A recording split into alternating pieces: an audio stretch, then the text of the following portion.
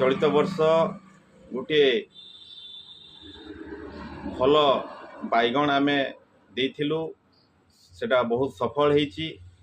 तार ना है बायोसीड्स रो त्रिशूल भेराइटी। ए बैगणटी गोटे मीडियम साइज रो बैगण मु तोड़ी आठू बहुत बड़ साइज भी हुए बैगणटा।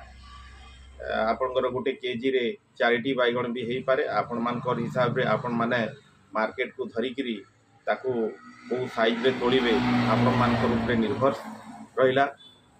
आ यही बैगणटी मार्केटिंग वर्तमान बहुत नौची। बहुत आकर्षणीय बैगण, सुंदर लाइलिंग होकर कॉफी कलर बैगण, टिके मेरून कलर भी मिसी एवं ग्रीनिश दुसुची। तेणुक यही बैगणटी मार्केट रे बहुल परिमाण रे लोक आकु किणुचंती। आकर्षणीय भी होईची, मंजी भी बहुत कम भितरे। तेणुक आउ गोटे विशेषत्व है ये बैगण रो गोटे गछरे प्राय 15 केजी बैगण आपण अमल करें ये बैगण रे गोटे सीजन रे। तेणुक यही बायोसीड्स रो त्रिशूल भेराइटी आपण करंतु एवं लाभवान हुंतु। गणपति एग्रोसेल्स रे यह एवेलेबल अच्छी।